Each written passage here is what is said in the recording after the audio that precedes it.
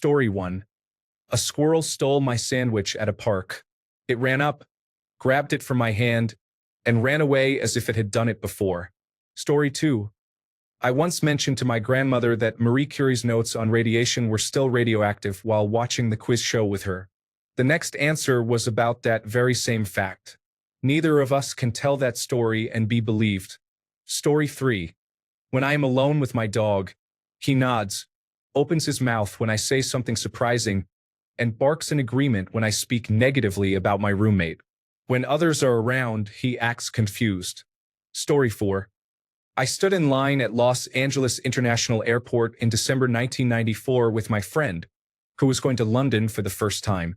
We were talking about irrelevant topics when the subject of Spinal Tap came up. We couldn't remember the names of all the drummers.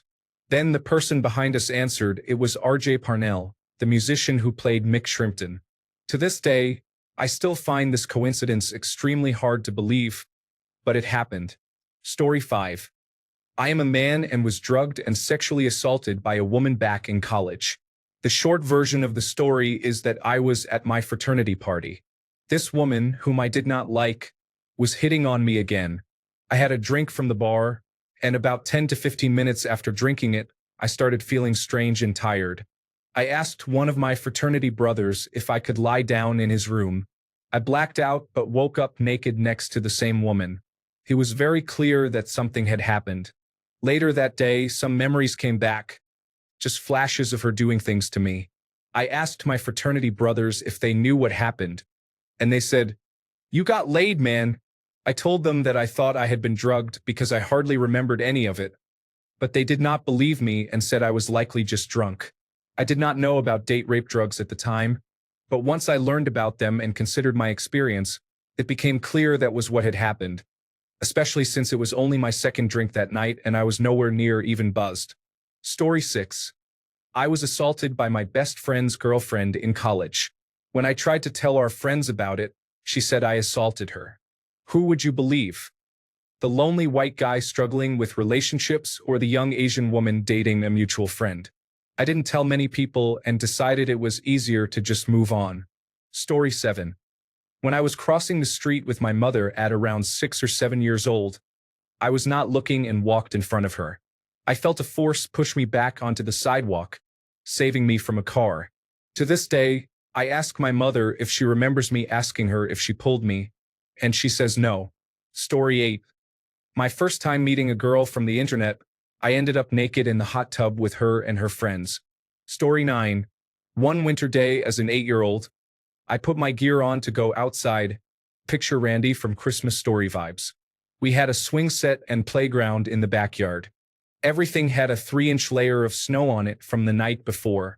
I brushed off the seat of the cheap plastic swing, sat down and started pumping.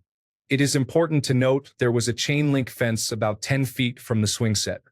I was facing the fence and finally gained enough momentum to reach close to maximum height.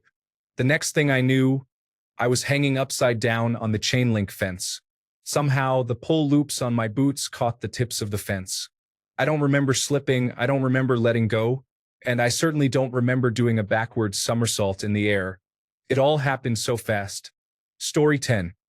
I was in a parking lot when a slice of salami fell from the sky onto my backpack. I have no idea where it came from. There was a sudden plop behind my head, and there it was, a perfect salami slice. No people were around, and the sky was clear and blue. It remains a random mystery. My best guess is that a bird flew by and dropped it, but I did not see it. The slice was perfectly round and unblemished. It is one of those things that people do not necessarily disbelieve, but it is strange enough that they are unsure whether to believe it. Story 11. When we were on vacation as kids, my older siblings and I were fighting about who got to take the first shower after the beach, as siblings do.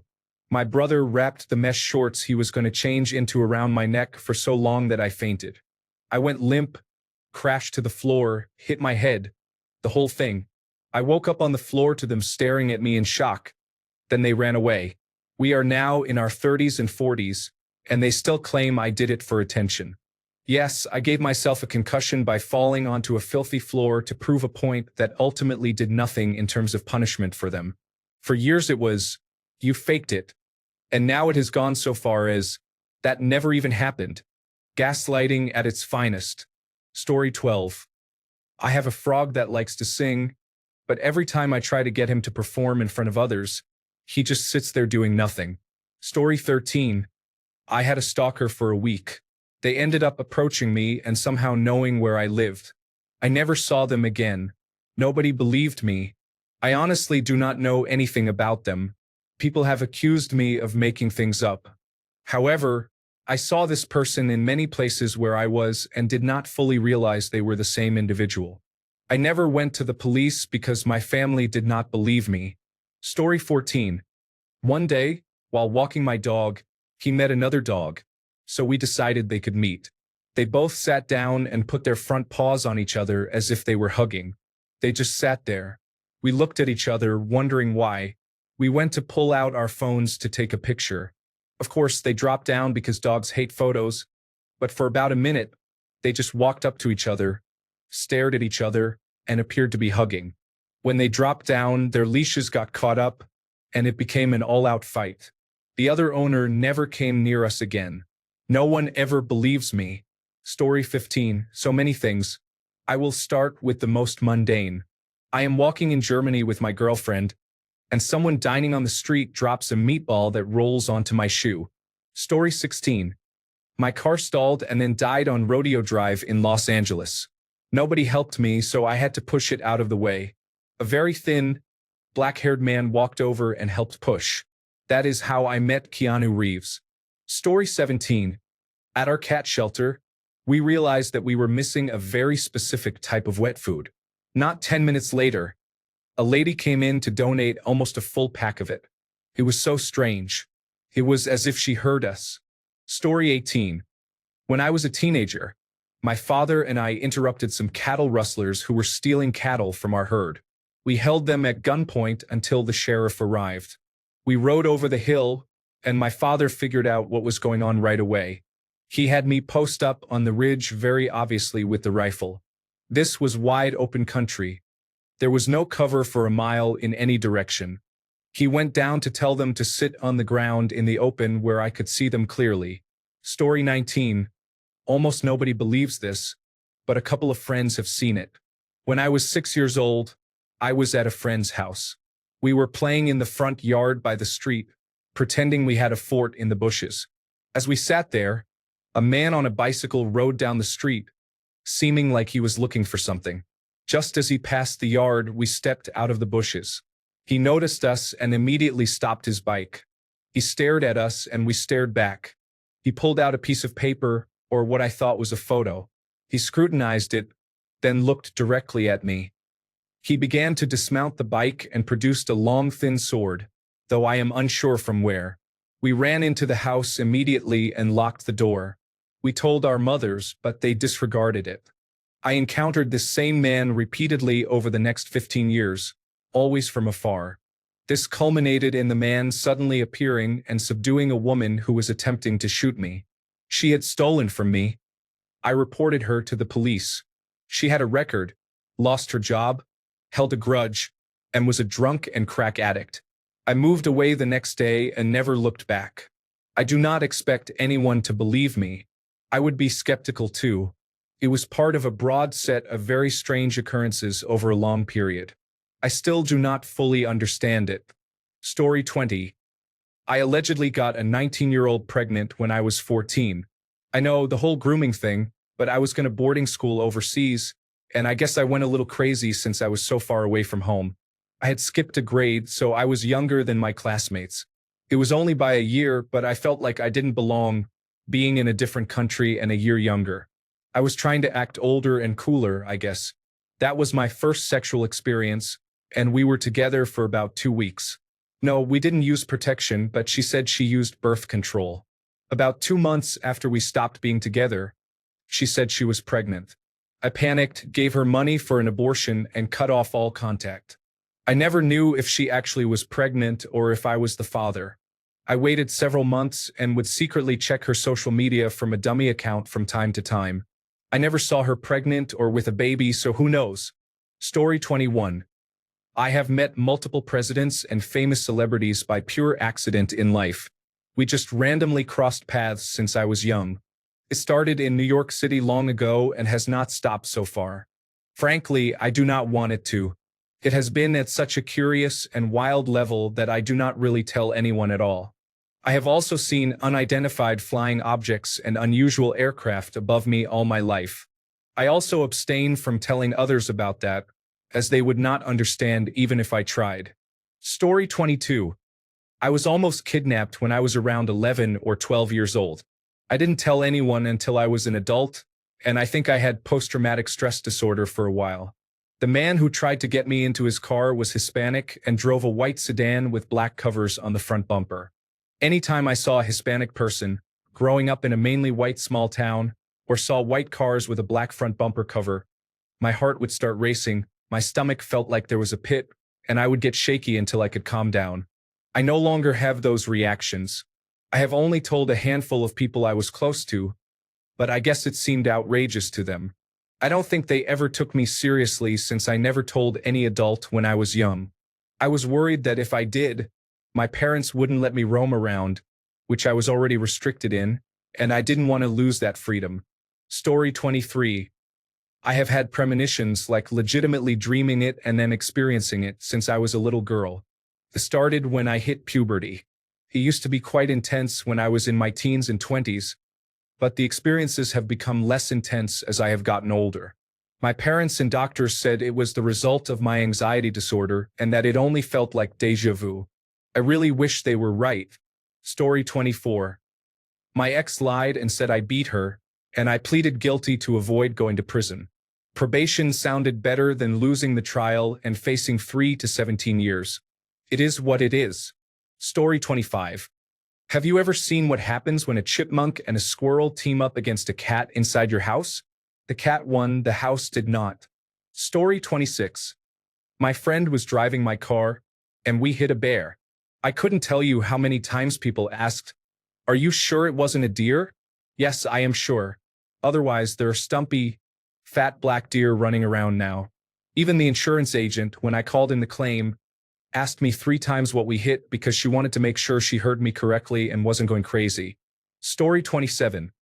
Went to sleep on the Tuesday before Thanksgiving. Woke up and it was Thanksgiving. I time traveled and nobody believes me. Story 28.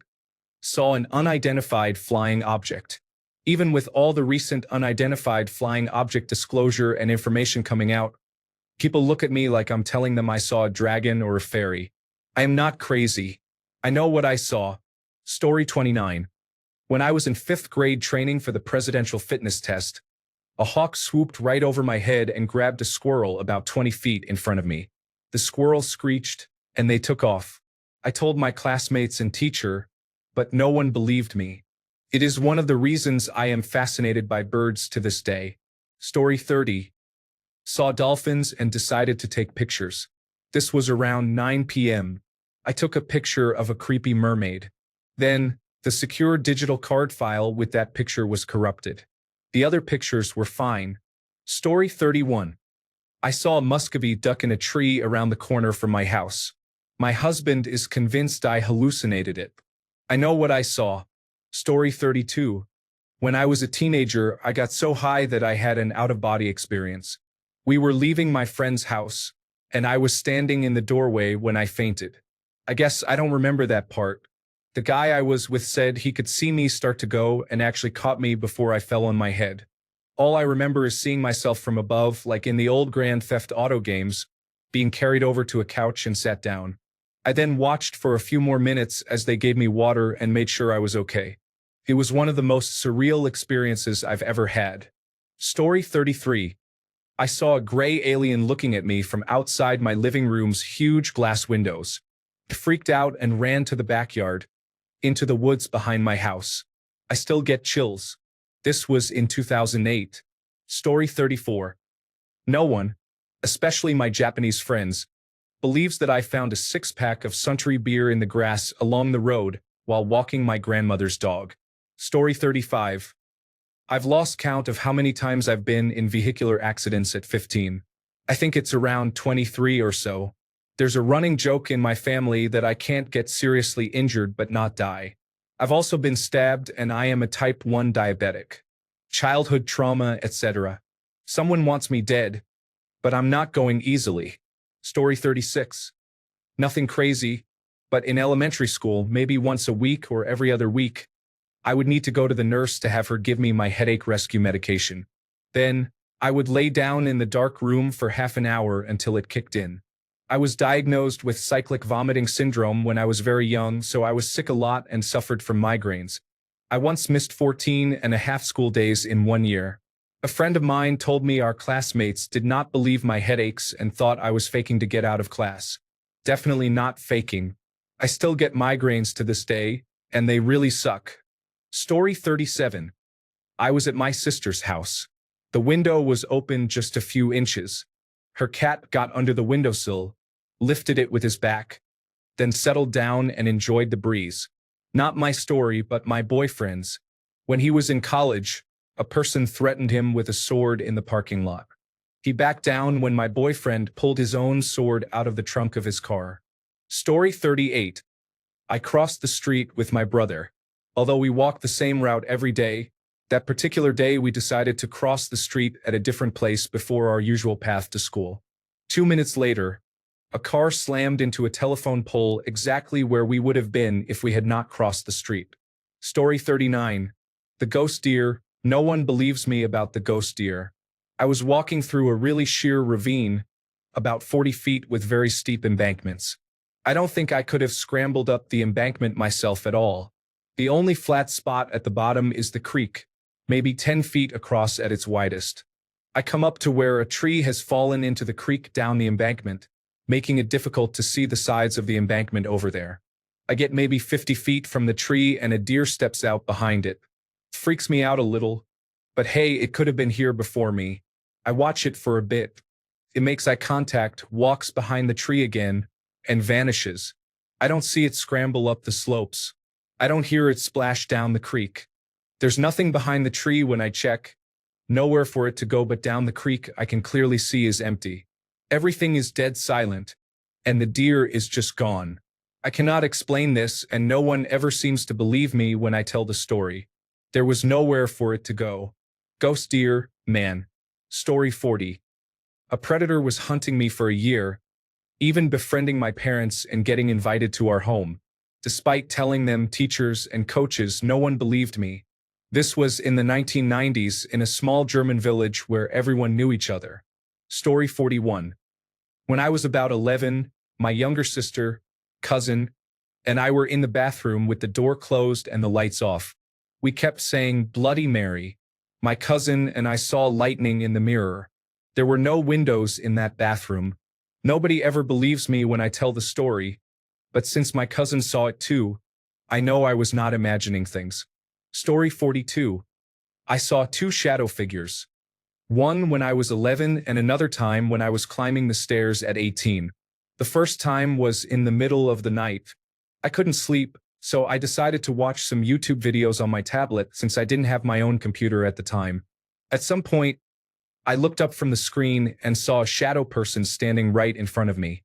It was just standing there, motionless and silent, staring at me. Even though I did not see any eyes, I could tell it was looking at me. I stared at it in fear for a few minutes before slowly returning to my videos. When I looked up again, it was gone. The second time was on a summer evening in 2018. After eating a good plate of spaghetti, I went up the stairs to return to my room. At some point, I saw a shadow zooming from my room, past the stairs, and disappearing at the window on the first floor. Suddenly, I felt compelled to go to my room and saw the window open. I clearly remembered keeping it closed when I went to eat. Story 43. My cat locked me in the living room. He must have jumped up and turned the key, little devil. Every time I tell this story, people think I am making it up. Story 44. Told my friends I was struck by lightning through a game controller. It is still the group joke years later. Story 45. Too much happened. While in Korea, I avoided a fight with 6 Russian men by dancing my way out of it. Avoided getting assaulted in a club after confronting a girl and exposing her and her friend as homophobic. which led to them being thrown out. Experienced a night where so much occurred it still feels surreal. I took a man to Seoul to go clubbing, witnessed a Ukrainian woman get assaulted by 2 Korean men, was saved by myself and 6 African men, ended up in a dive bar where the cousin of one of the Korean men was prancing around half-naked and soaking wet after leaving the bathroom. Later, I encountered the group again in another bar, where the cousin had vandalized the counter with a marker. The Korean police arrived and tried to arrest the boyfriend of the Ukrainian woman for incidents caused by the 3 Korean men, including flipping tables and throwing objects. A friend then disappeared for 6 hours to see a sex worker. I hooked up with an Australian woman, and we dated for the rest of the weekend, ending with us playfully wetting each other in the hotel bed instead of having sex. Had an ex throw a brick through a restaurant window after closing time during an argument. 3 United States Army personnel tried to intervene but left after the brick throwing. Later, I found them performing a suggestive act in an alley near our hotel. Got into a dance battle with a Korean man while the DJ repeatedly insulted my dancing skills. There was much more. Korea was incredibly wild, and in Japan I jumped off 2 bridges, each time after a dare, one about 20 feet tall, the other quite high, ran from the police several times. In comparison, Japan was much tamer than Korea.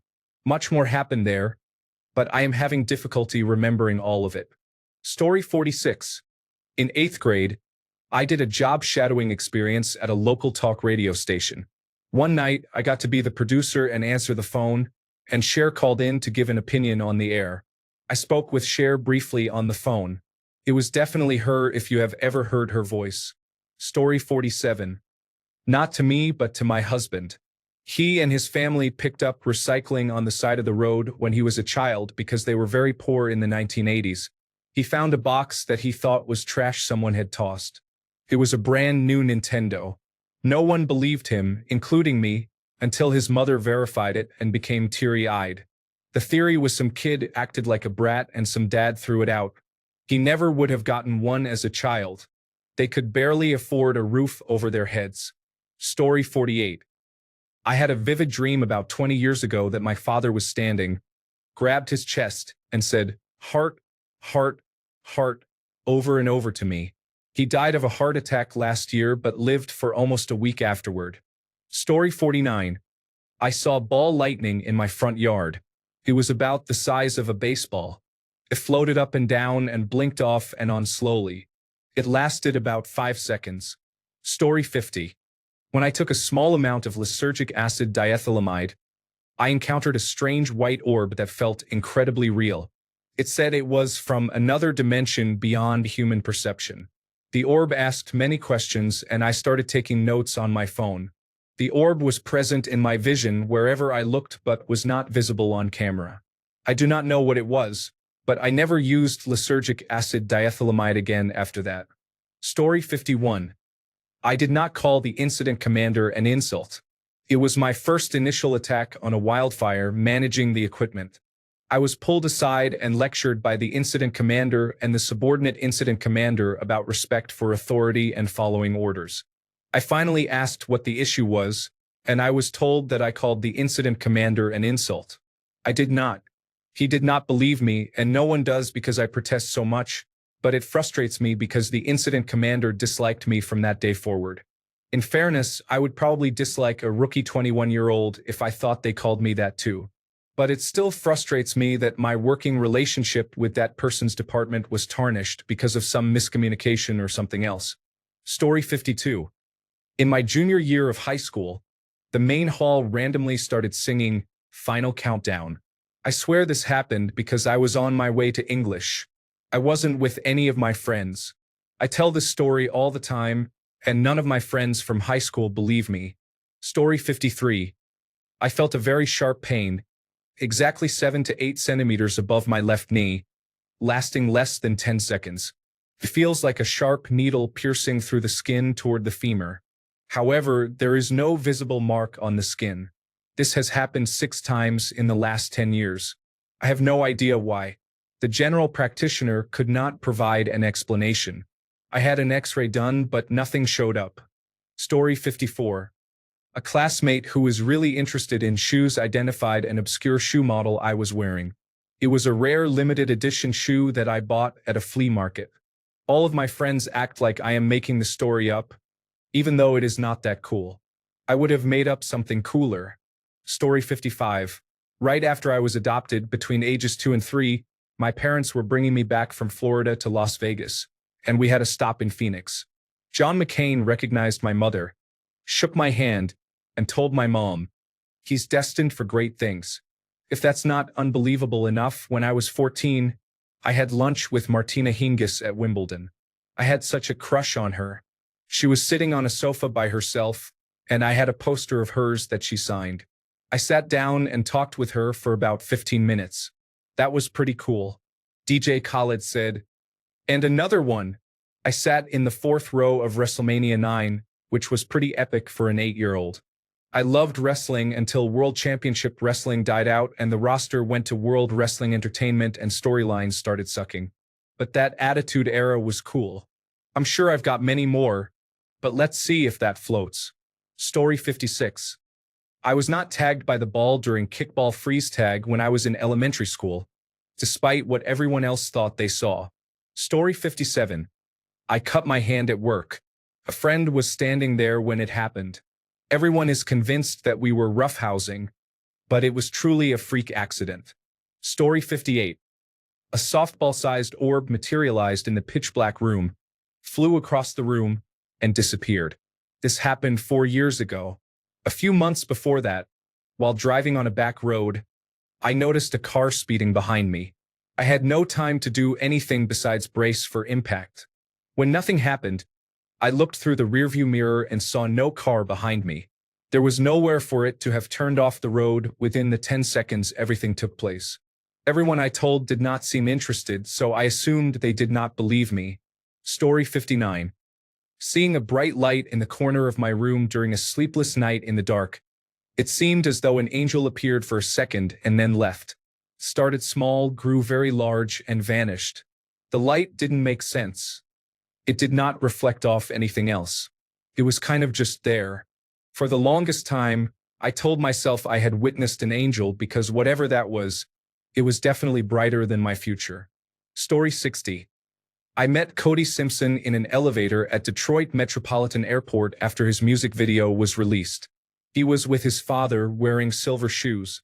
I told his father he must be proud because a mother of 2 little children recognized his son. Cody beamed and seemed surprised. I did not ask for a picture or autograph, but just treated him like a person. No one believes me because I did not take a picture. My hands were full of luggage and children. It would have been awkward, and it was a nice moment. Story 61. My husband was at a compact disc store in the early 2000s. He was around 17 years old at the time in Orlando and randomly ran into Michael Jackson. He has a photo to prove it. It was an old-school type of photo that had to be developed. Story 62. I used to have the same car appear behind me between home and work. They would drive really close and flash their lights at me. I was never able to read or record the license plate. It was a normal front plate, just never legible, like trying to read in a dream. They always turned off at a different spot before I got too close to home. This happened about 3 times a week for a few weeks. I have since moved 1,500 miles away. Everyone I told just shrugged it off as a coincidence, which it definitely was not. Story 63. My bedroom door moves on its own sometimes, even when it is not windy. When I say, "Stop it, Grandpa," or something like that, it actually stops. I stood in front of this door when I last saw him. Story 64. Every single time I have played dodgeball, I have been the last one in and have been hit in the face. I tell people when we start the game and they joke, "Ha, me too." But then it happens to me again and again. I was also almost drowned when I was a kid by 2 people I thought were friends. Their mother wasn't paying attention, but somehow I was able to get out of their grasp and ran all the way home. Story 65. I was watching a YouTube kill count video about The Dentist, an old B horror film, on my phone at an airport gate. I got up to go into the little news and gift shop, and to my surprise, the main actor from the film, Corbin Burnson, was there looking at magazines. I was too shocked to say anything, But my grandmother made a comment about the magazine he was holding, which had Billie Eilish on the cover, and he laughed. Story 66. En la ruta, en una estación de servicio, me quedé a dormir en la camioneta. Me desperté a las 5 de la mañana y vi un fantasma de unos 2 metros. Todo oscuro, a unos 10 o 15 metros atrás de un árbol. Me miraba directamente, pero no podía enfocar su cara. Parecía un personaje bloqueado de un juego. Tenía pantalón corto y camiseta muy blanca. Se quedó mirándome, y al rato, dio unos pasos a su izquierda y desapareció. Éramos 5 personas y solo yo y un amigo más pudimos verlo. Después, ni siquiera mi madre me creyó. Story 67. I watched the movie number 23, the one with Jim Carrey. It was kind of forgettable, but it ended exactly at 23 minutes and 32 seconds. I did not sleep very well that night. I accidentally manifested someone into my life. I had to live with the consequences because this person clearly did not want that. Story 68. I rode a boosted electric scooter on the road. Someone sideswiped me, causing me to go over the handlebars and land flat on my back, which knocked me out. I believe it was targeted, but nobody else does. Story 69. A car dealership gave my car to the wrong person when I took it in for service. A man came to pick up his wife's car but wasn't paying attention and they gave him my keys. Their car was a Lexus with a push start, and mine is a Toyota with a physical key. He drove it all the way home 30 minutes away before his wife realized it was not her car. I received a call to return to the dealership where they admitted the mistake. I lived 2 hours away in a very small town and was going out of town on a work trip for 3 weeks. I had to go to the warehouse club store before it closed and was not leaving without a car. So they gave me a loaner and met me in the parking lot after shopping to swap vehicles.